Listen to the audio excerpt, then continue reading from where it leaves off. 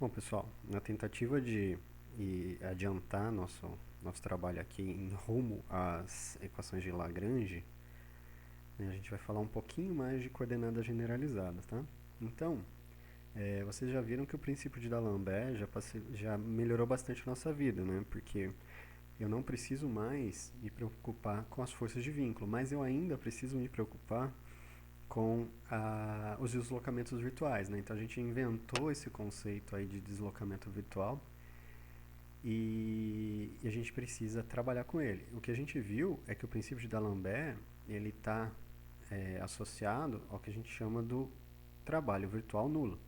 Então, se vocês se lembram, é a soma em I de Fi, onde Fi é o trabalho, é a força virtual escalar, delta R é a força de vínculo, ΔR é o deslocamento virtual, isso aqui é zero. Isso porque, vamos supor que eu tenho então uma partícula que está sujeita a se mover sobre uma superfície, então ela pode realizar um deslocamento virtual. Esse deslocamento virtual ele é dado pela restrição. Qual que é a restrição? Que essa partícula se mantenha sobre essa superfície, né? Então esse deslocamento virtual ele é em geral, né, ele é na verdade tangente à força de vínculo, e nesse caso aqui eu tenho que a força de vínculo e ela é nada mais do que a força normal sobre essa superfície, tá?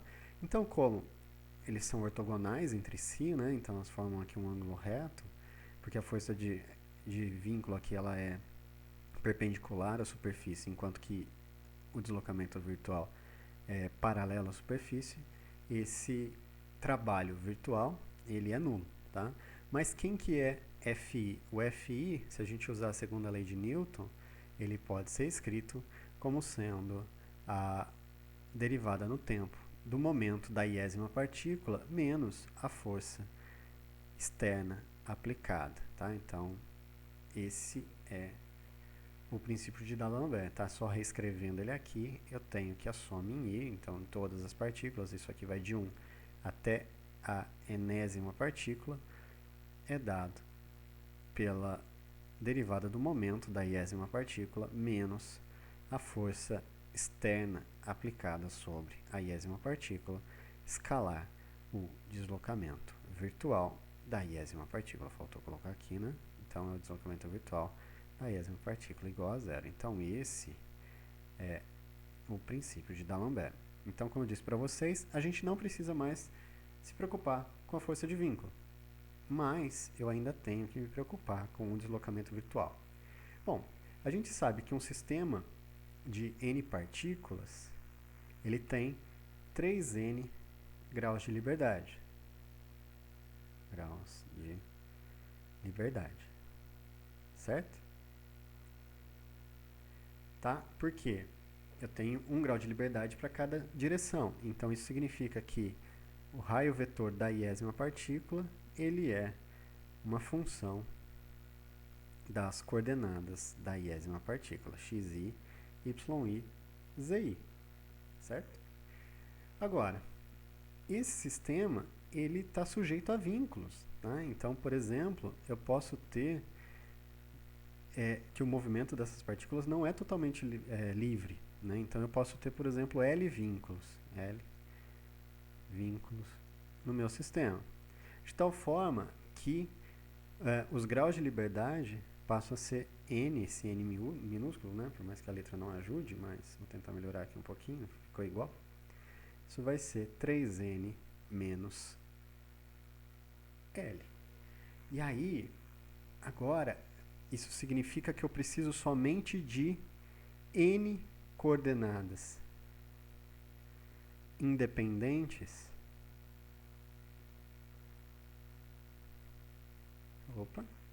Independentes para descrever o meu sistema como um todo, tá? Então a gente vai trabalhar justamente nisso, nessas n coordenadas independentes. Então, cada coordenada independente, então eu vou ter uns Qs, né? Então eu tenho lá Q1,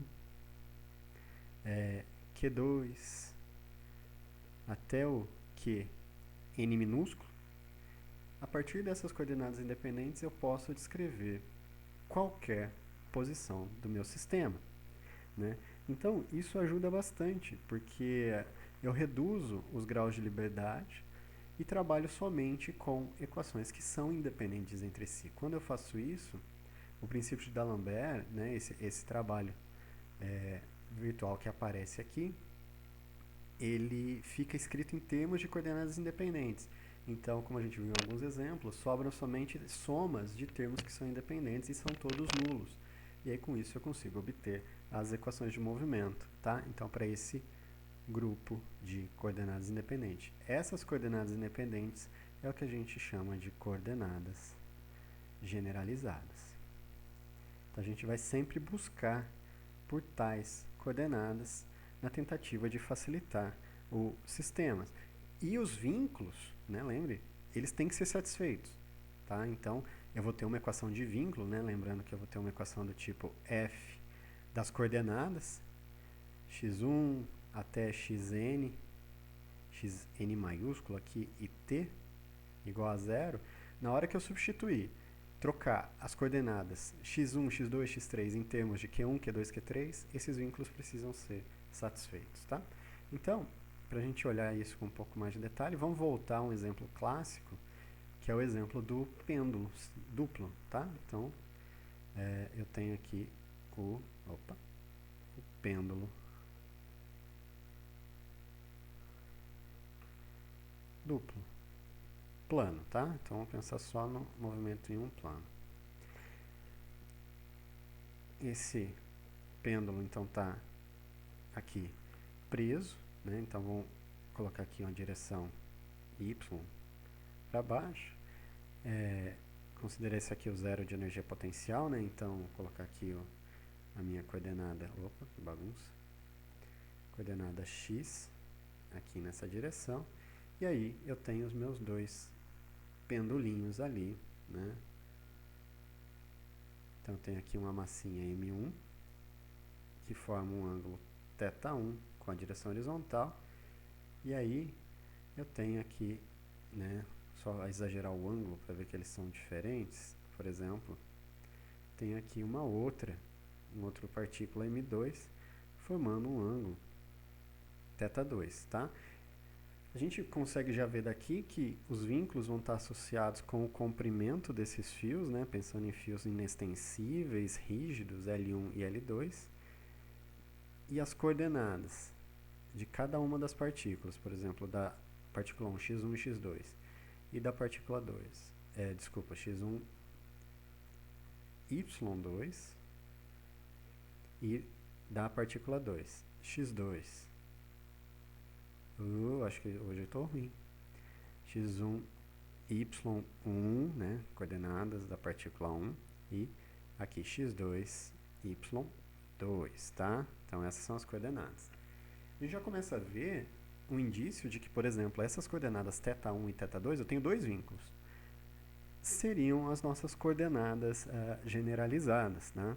Então, por quê? Porque eu posso facilmente descrever x1 e y1 em termos de θ1 e x2 e y2 em termos de θ2 e θ1, né?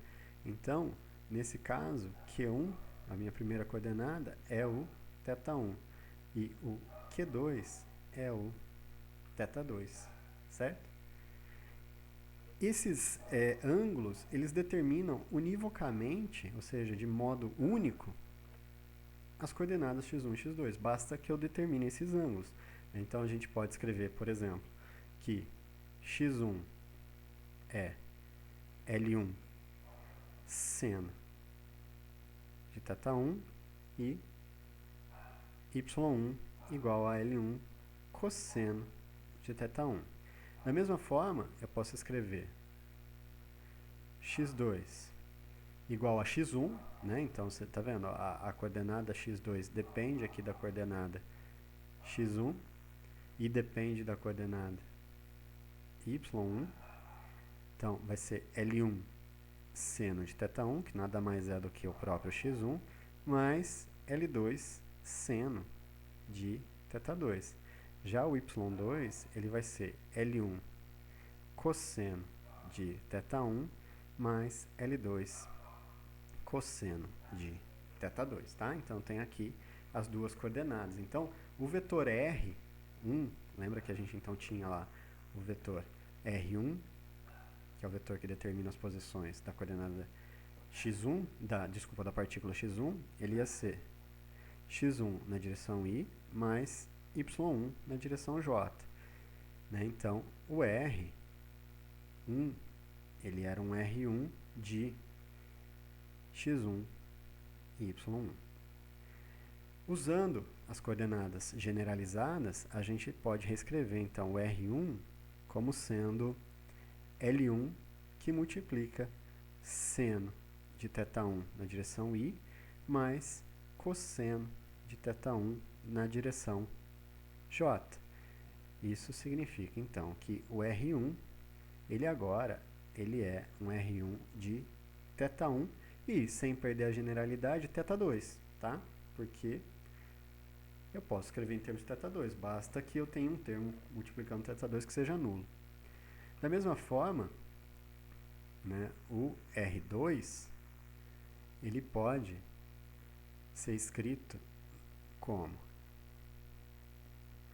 x2 na direção y mais y2 na direção j.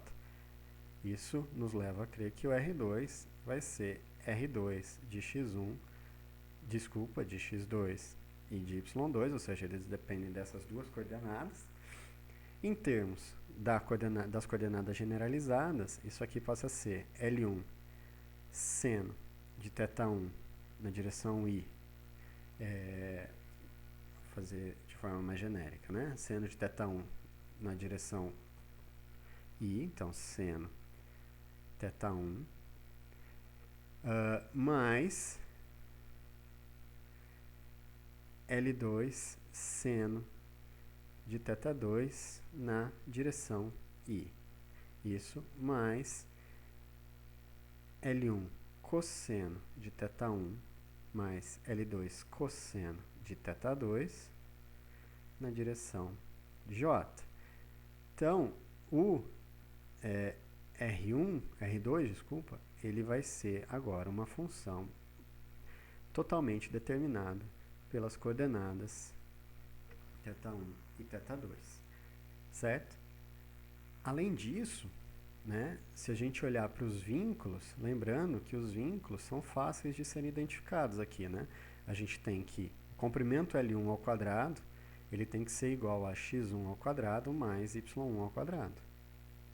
Então, daqui a gente vê que L1 ao quadrado vai ser x1, né? Lembrando que x1 é L seno de θ1, então dá L1 ao quadrado, colocar o L1 em evidência, fica seno quadrado de θ1 mais cosseno ao quadrado de θ2, certo?